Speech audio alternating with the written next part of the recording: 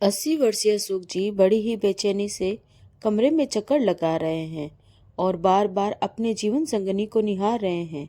सुशीला जी asthma की बीमारी के कारण बेहाल पड़ी थी। लाचार तो अशोक जी भी खुद को महसूस कर रहे थे, किसी बीमारी के कारण नहीं बल्कि अपनों से सताए हुए थे। अपनी डायबिटीज की बीमारी से तो उनकी जंग जारी थी, परंतु अपनों का सामना कैसे करें उन्हें समझ में नहीं आ रहा था। सोचने लगे कि इस उम्र में जब उन्हें अपने बच्चों की देखभाल की जरूरत है और वहां उन्हें अपनी बीमारी की देखभाल स्वयं ही करनी पड़ रही है। ऐसा नहीं है कि उम्र के इस पड़ाव पर उनका कोई अपना नहीं है। उनका एक ही बेटा था, राघव, जो शादी के 20 साल बाद उनकी गोद में आया था। और जब तक राघव बड़ा हुआ तब तक वे दोनों काफी बूढ़े हो चले थे। सुशीला जी और अशोक जी अपने बेटे को पलकों पर बिठाकर रखते थे। उसके मुंह खोलने की ही देरी होती कि वे उसकी फरमाइश पूरी कर देते। राघव पढ़ाई में शुरू से ही होशियार था। सुशीला जी ने अपने बेटे की पढ़ाई में दिन रात एक कर दिया। राघव के सपने बहुत बड़े बड़े थे। अशोक जी अपने बेटे के बड़े होने पर भी उसकी शिक्षा में कोई कमी नहीं छोड़ी। राघव अपने उच्च शिक्षा के लिए विदेश जाना चाहता था। उसकी इस फरमाइश को पूरा करने के लिए उन्होंने अपने गांव की जमीन, यहाँ तक कि अपना मकान भी बेच दिया और किराए के मकान में रहने लगे। कुल मिलाकर अपने बेटे की फरमाइश में ही उन्होंने सब कुछ गवा दिया। अशोक जी सोच रहे थे कि उनका मित्र उन्हें सलाह दिया करता था, अशोक कुछ अपने लिए भी बचा कर रख, सब कुछ लुटा रहा है, बुढ़ापे में क्या करेगा, तेरे पास जब कुछ नहीं रहेगा। लेकिन उन्होंने कभी अपने मित्र की इस बात को नहीं सुना। हमेशा कहते थे, मेरा बेटा मेरी असली पूंजी है, मेरा अभिमान है, जो मुझे कभी झुकने नहीं देगा। यह कहते हुए उनका सीना चौड़ा हो जाता। इस बात पर मित्र ने सुझाव देते हुए कहा था कि अगर बेटे को विदेश में पढ़ाना ही है तो उसकी पढ़ाई के लिए बैंक से कर्ज ले लो। तूने तो घर ही बेच दिया और अब आगे बुढ़ापे का समय नजदीक आ रहा है तो पूरी तरह से अपने बेटे राघव पर निर्भर हो जाएगा। लेकिन अशोक जी ने कहा, हम अपने बेटे की पढ़ाई के लिए बैंक से कोई भी कर्ज नहीं लेंगे। बच्चों की पढ़ाई तो हर माता पिता का फर्ज होता है। अशोक जी को उस वक्त पूरा भरोसा था कि उनका पुत्र हर हाल में उनकी देखभाल करेगा। उनका बेटा बाकी बच्चों की तरह बिल्कुल नहीं है। वे हमेशा कहते, मुझे अपने बेटे पर पूरा भरोसा है। राघव विदेश में पढ़ाई पूरी करने के बाद वापस देश आ लौटा। वह भारतीय लड़की से ही शादी करना चाहता था। सुशीला जी और अशोक जी ने उसकी शादी उसकी पसंद की ही लड़की कविता से करवा दी। राघव ने अपना परिवार बसा लिया। आज वह एक मल्टीनेशनल कंपनी में उच्च पद पर कार्यरत है। अपनी कमाई से उसने एक अच्छा मकान भी खरीद लिया और वहीं अपने माँ बाबूजी और पत्नी के साथ रहता है। लेकिन वह फिर से विदेश जाना चाहता है और वहीं जाकर अपनी बाकी की जिंदगी बिताना चाहता है।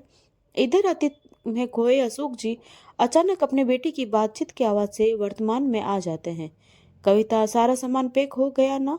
ध्यान रखना कोई चीज छूट ना जाए। माँ बाबूजी के गर्म कपड़े रख लेना और खाने के बाद जो दवाई खाती है वह तो बिल्कुल मत भूलना। राघव ने कहा, अरे राघव, तुम चिंता मत करो, एक एक चीज बड़े ध्यान से रखी है मैंने। और वैसे भी अगर कुछ छूट भी जाए तो वह लोग वहीं से मंगवा लेंगे और फिर वहां पर बहुत से अन्य लोग भी तो हैं। कोई चीज चाहिए होगी तो माँ बाबूजी उनसे मंगवा लेंगे। तुम बेवजह चिंता कर रहे हो, वहां उन्हें कोई तकलीफ नहीं होगी। कविता राघव को चिंतित होकर देखकर बोली, ठीक है, हम कल सुबह ही उन्हें छोड़ आएंगे। और वैसे भी 10 दिन बाद की तो हमारी फ्लाइट है, उससे पहले हमें घर का फर्नीचर और बाकी का सामान भी तो बेचना है। इस काम को करने के लिए तो समय चाहिए ना। अशोक जी अपने कमरे में बैठे बैठे बहू की सारी बातें दिल पर पत्थर रखकर सुने जा रहे थे। वह सुशील गृहिणी थी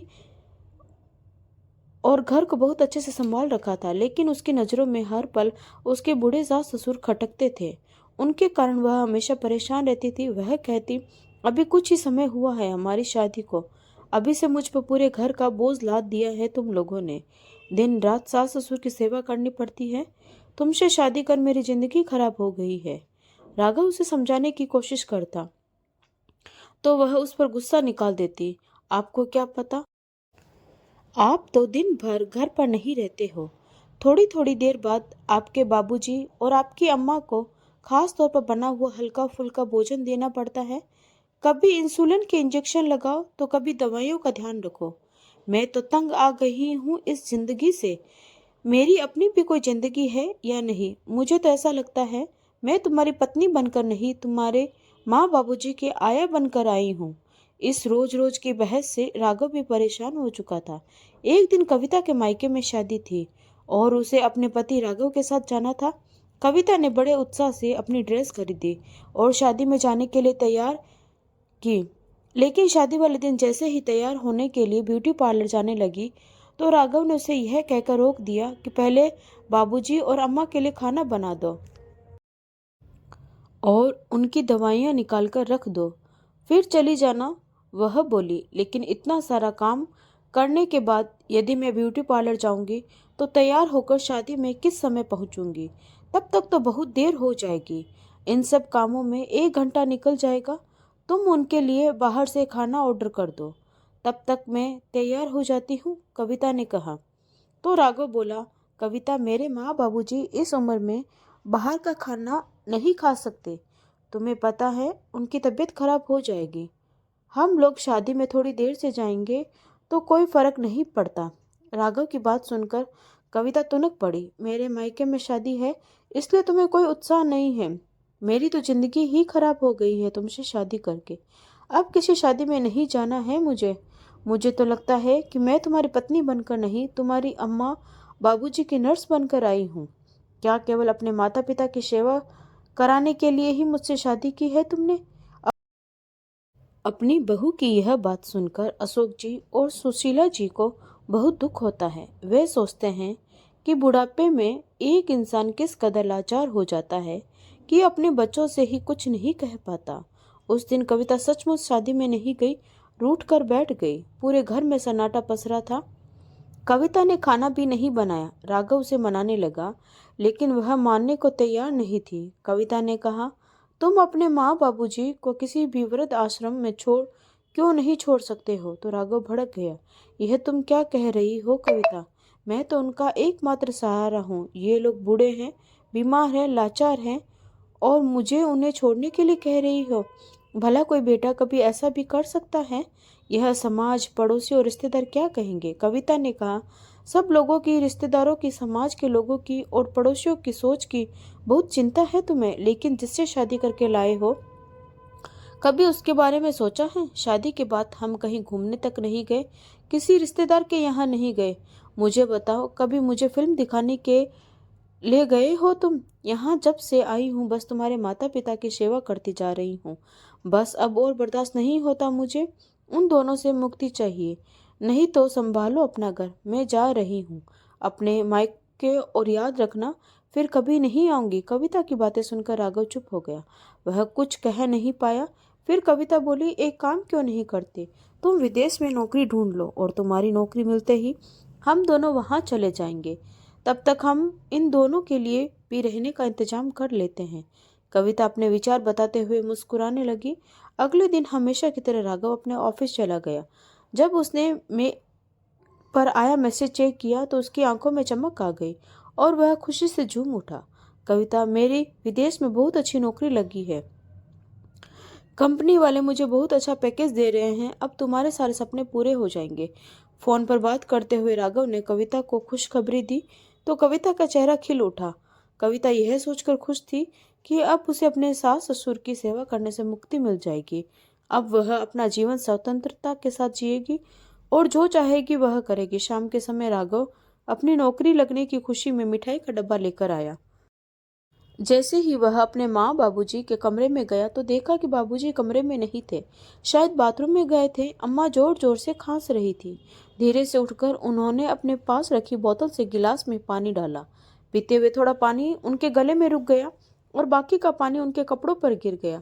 राघव जानता था कि उनकी अम्मा की उम्र अधिक होने के कारण उनके हाथ पानी पीते वक्त कांपते हैं। यह देखकर राघव बोला, अम्मा, इतनी खांसी आ रही थी तो कविता से गर्म पानी मंगा लिया होता। सुशीला जी मन ही मन सोचने लगी कि पहले ही कविता का पारा हम सब पर चढ़ा हुआ है और अब गर्म पानी मांग लेती तो वह गुस्से में आग बबूला हो जाती। लेकिन बेटा बहू में झगड़ा ना हो, यही सोचकर सुशीला जी चुप रह गई। फिर पंखे की तरफ देखते हुए बोली, बेटा, कल रात हम लोग बिल्कुल सो नहीं पाए। यह पंखा बहुत आवाज करता है, न जाने इसे क्या हुआ है। इस पर राघव ने कहा, कल मेरे ऑफिस की छुट्टी है, कल ही पंखे को ठीक करवा दूंगा। आगे सुशीला जी ने कहा, बेटा मेरे और तेरे बाबूजी की दवाइयाँ खत्म हो गई है, वो भी ला देना। अपनी माँ की हालत देखकर राघव परेशान हो गया। उसे समझ नहीं आ रहा था कि वह विदेश में नौकरी की खुशखबरी लेकर आया था। वह अपनी माँ को कैसे बताए? उसके मुंह से शब्द ही नहीं निकल रहे थे। इतने में कविता कमरे में आई और बोली, माँ जी, जो दवाइयाँ मंगवानी है 1 महीने की इकट्ठी मंगवा लीजिए। अब यह पंखा ठीक करवाने की कोई जरूरत नहीं पड़ेगी। बहू की बात सुनकर सुशीला जी हैरान रह गई। उन्होंने पूछा, क्यों? पंखा ठीक करवाने की जरूरत क्यों नहीं पड़ेगी? कविता बोली, अरे आपने बताया नहीं, इनके विदेश में अच्छी नौकरी लग गई है। बहू की बात सुनकर सुशीला जी सन्न रह गई। इतने में अशोक जी कमरे के दरवाजे पर खड़े हुए थे। उनकी आंखों में खुशी के आंसू भी थे और गम के भी। अपने बेटे की प्रगति को देखकर वे दोनों खुश थे, लेकिन उससे दूर होने का गम भी उन्हें सताने लगा। फिर अशोक जी अपने बेटे को ढेर सारा आशीर्वाद देने लगे, लेकिन दूसरे ही पल अशोक जी बोले, लेकिन बेटा, विदेश तो तुम दोनों जा रहे हो, हम तो इसी घर में रहने वाले हैं। तो बहू ने ऐसा क्यों कहा कि अब पंखा ठीक करवाने की जरूरत नहीं है? उनकी बात सुनकर सुशीला जी बोली, अरे आप भी कमाल करते हैं। जो बेटा बहू विदेश जा रहे हैं तो हम लोगों को क्या यहीं छोड़कर जाएंगे? हमारा बेटा हमारा इकलौता सहारा है, हमें भी तो साथ लेकर जाएगा ना। यह बात भी आपको खोलकर समझानी पड़ेगी क्या? इतना सुनते ही राघव के चेहरे के भाव गायब हो गए। उसके माथे से पसीना छूटने लगा और सामने खड़ी कविता उसकी आंखों ही आंखों में इशारा करने लगी कि उन्हें आश्रम जाने के बारे में बता दीजिए। लेकिन राघव को अपनी बात कहने के लिए शब्द ही नहीं मिल रहे थे। उधर अशोक जी अपने बेटे की चुप्पी देखकर तुरंत समझ गए कि उनके दिमाग में क्या चल रहा है। उन्होंने कहा, बाबूजी, मैं वह कह रहा था कि आप दोनों। राघव झिझकते हुए अपनी बात कह ही रहा था कि उसकी बात काटते हुए कविता बोली, अरे तो इसमें घबराने वाली क्या बात है?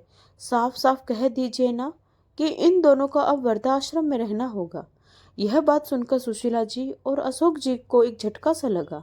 सुशीला जी को ऐसा महसूस हुआ कि वह केवल एक बेजुबान समान है। उनके अंदर से किसी ने आत्मा निकाल ली हो। उनका मन तो कर रहा था कि वह चीख चीख कर रो पड़े, लेकिन वह ऐसा करके अपने बेटे और बहू के रंग में भंग नहीं डालना चाहती थी।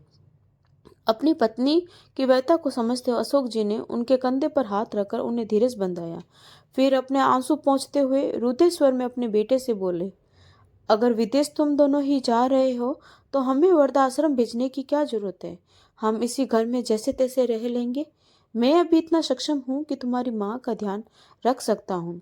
लेकिन राघव ने कहा, पिताजी, वहां जाने के लिए हमें यह मकान बेचना होगा।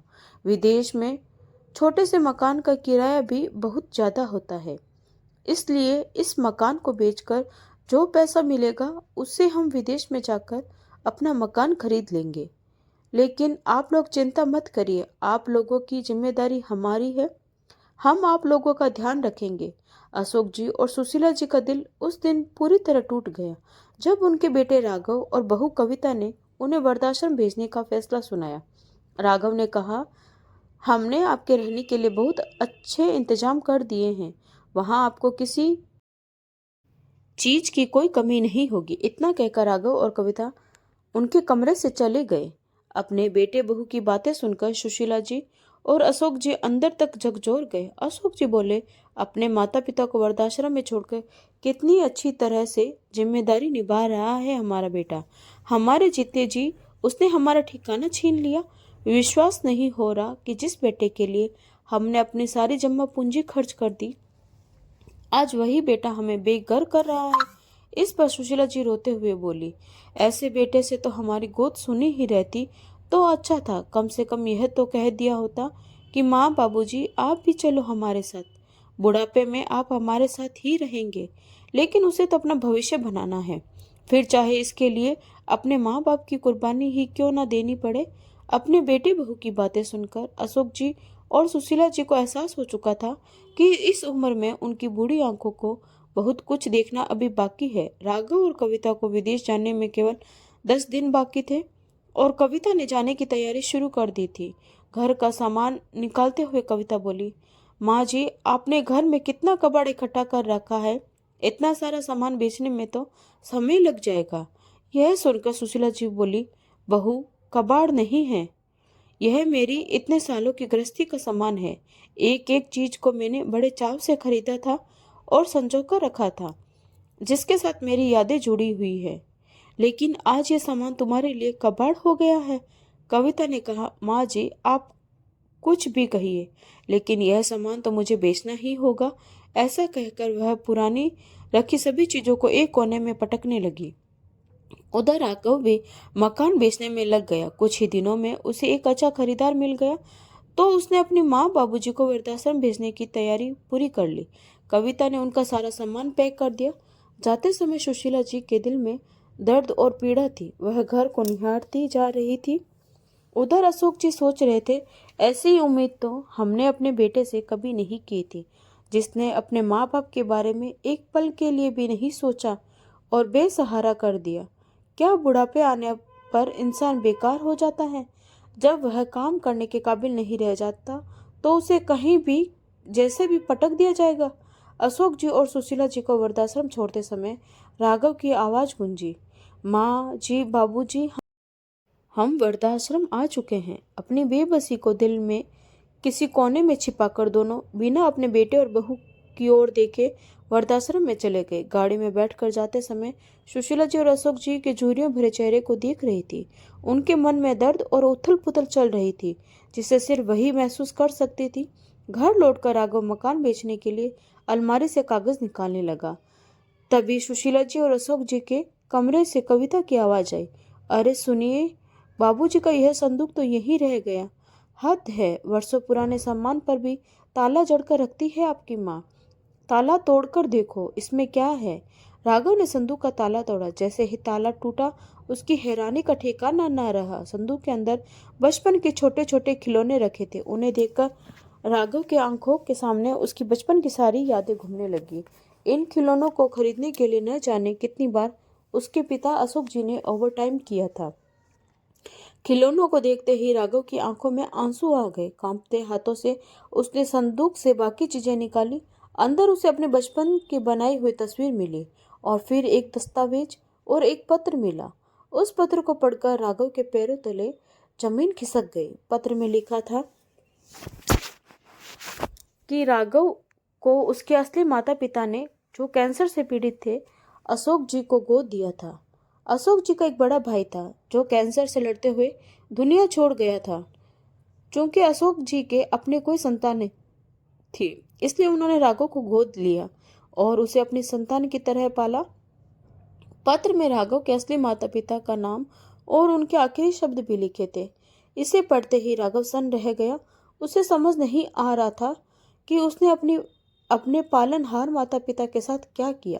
उसकी आंखों में आंसुओं की धारा बहने लगी और वह संदूक के पास बैठकर रोने लगा। अशोक जी और सुशीला जी ने राघव को उनके ही भाई से गोद लिया था। उसकी हैरानी का ठिकाना नहीं रहा। तभी राघव चिल्लाया, मुझसे बहुत बड़ा गुनाह हो गया। लानत है मुझ जैसे बेटे पर, जिन माँ बाप ने मेरी सारी खुशियों और इच्छाओं को पूरा करने के लिए अपने जीवन की खुशियों को एक तरफ रख दिया। जीवन के इस पड़ाव पर मैं तो खुद से नजरें मिलाने लायक नहीं रहा।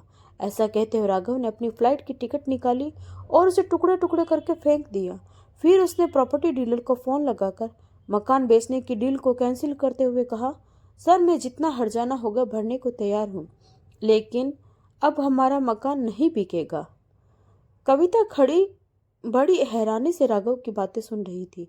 तभी राघव उसके पास आया और बोला, अगर तुम्हें मेरे माँ बाबूजी का साथ पसंद नहीं है तो जहाँ तुम्हारा दिल करे तुम वहां जा सकती हो, क्योंकि मैं अपने माँ बाबूजी को वापस लाने के लिए जा रहा हूँ।